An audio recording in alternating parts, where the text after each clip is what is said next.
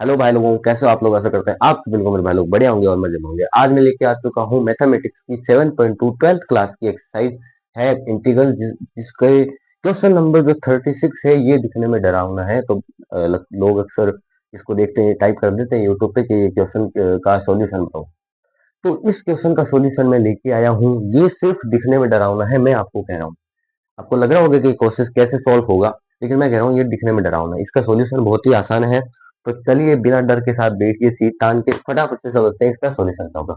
सबसे पहले हम किसी भी बेसिक चीज से शुरू करता हूँ। सबसे पहले हम जब किसी की भी इंटीग्रल करते हैं, इंटीग्रेशन करते हैं, समाकलन करते हैं, तो उसके इनटू में डीएक्स लिखते हैं।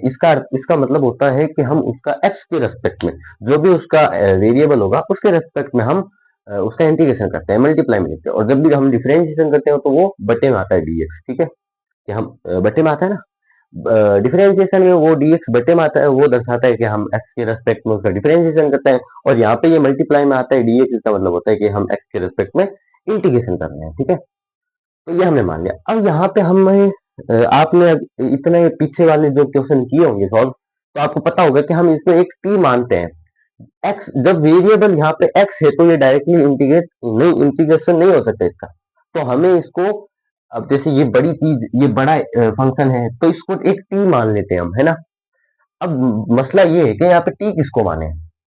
तो आपको इतने क्वेश्चन आप जब आप करोगे तो आपको खुद को से अंतर्यामी की तरह पता चल जाएगा इसमें टी क्या है। तो मैं अगर देखता हूँ तो सबसे बड़ा फंक्शन, ये सोचो कि जनरली ये सोचते हैं लोग कि हमें भी यही सोचना चाहिए कि जो सबसे बड़ा फंक्शन है उसको रिमूव करना चाहिए ना, उसकी जगह हमने टी रखना चाहिए।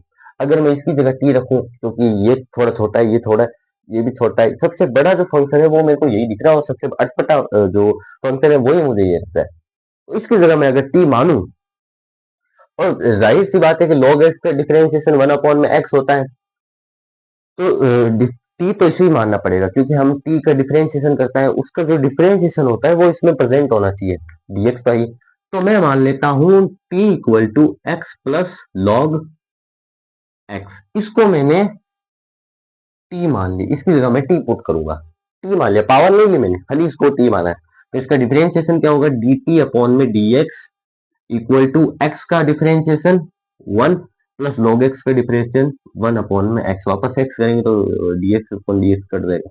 ये इसका सॉरी, ये इसका अपने डिफरेंशिएशन हो गया। तो यहां से हमें एक्स को रिमूव करना है, यानी टी की टर्म आनी चाहिए। तो हम डीएक्स को वहां भेज देंगे, dt ले आएंगे यहाँ से। तो क्या आ जाएगा, 1 प्लस 1 अपॉन में एक्स डॉट में डी एक्स। अब अगर क्वेश्चन में हमारे पास ये होगा तो हम इस उसको रिमूव करके dt रख सकते हैं। अगर क्वेश्चन में ये चीज हमारे पास होगी, ये फंक्शन हमारे पास होगा, तो उसकी जगह हम dt रख सकते हैं, शॉर्ट बनाने के लिए, उसको छोटा करने के लिए। तो यही हमें देखना है क्वेश्चन में है या नहीं है। तो क्वेश्चन में dx तो है ही, और सभी क्वेश्चन में होता है, तो इसको तो छोड़ो। 1 प्लस dx के ही गुणा में होना चाहिए ये भी, क्या 1 प्लस 1 अपॉन में एक्स, ये dx के गुणा में होना चाहिए। तो dx के गुणा में ये, इसको तो हमने t मान लिया, तो इसको तो कुछ छेड़ना नहीं है। dx के गुणा में x प्लस 1 बटे में x है।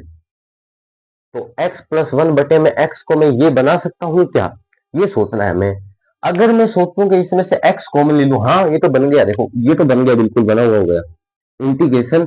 अगर इसमें से x कॉमन लूं तो भाई आप कहोगे कि यार x तो खाली यहाँ तो x है ही नहीं, तो मैं कॉमन ले सकता हूँ। अगर मैं इसको मैं यूं नहीं लिख सकता, x प्लस एक्स बटे एक्स, क्योंकि x बटे एक्स की वैल्यू क्या होगी, 1, और 1 ही यहाँ पे है।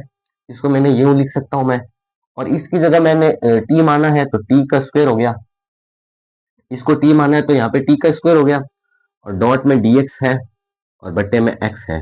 अब मैं इसमें से x जब कॉमन ले लूंगा तो i इक्वल टू मेरे पास क्या आ जाएगा, यहाँ से x बाहर आ जाएगा, और यहाँ पे क्या आ जाएगा, 1 प्लस 1 अपॉन में x। ये चीज आ रही है, T square dot D x upon में एक्स।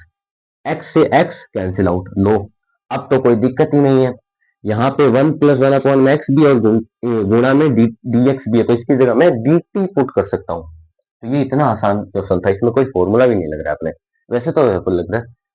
तो हमारे पास क्या आ जाएगा, I equal to integration of t का स्क्वायर डॉट डी टी। अब ये तो नहीं आता तो गड़बड़ मामला है, पहले से शुरुआत से पढ़ना पड़ेगा, क्योंकि ये तो शुरुआत से ही पता चल जाता है कि इसका क्या होगा, power plus one upon power plus one, मतलब आई इक्वल टू, इसका इंटीग्रेशन क्या होगा, इसकी पावर दो है तो दो प्लस वन कर दो। अब इसकी प्लस वन करने पर इसकी जो पावर आई है वो बट्टे में लिख दो, दो प्लस वन।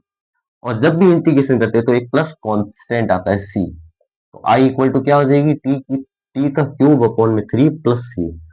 अब ये हमारा आंसर नहीं है, टी हमने क्या माना था, ये माना था, तो वापस ये रखना है हमें, टी तो हमने इसलिए माना था ताकि क्वेश्चन सॉल्व हो सके, तो इसको रिमूव करना पड़ेगा। तो हमारे पास जो आंसर हमारा आएगा मित्रों, वो हमारे पास आ चुका है, आई इक्वल टू टी क्या माना था, एक्स प्लस लॉग एक्स की पावर थ्री है अपॉन में थ्री प्लस सी। तो आशा करते हैं आपको क्वेश्चन का आंसर समझ में आया होगा। वीडियो समझ आई तो वीडियो को लाइक कर दीजिए, चैनल को सब्सक्राइब कर लीजिए, ऐसी वीडियो मैं लाता रहता हूँ, ला चुका हूँ। अगली वीडियो का इंतजार कीजिए, तब तक के लिए धन्यवाद।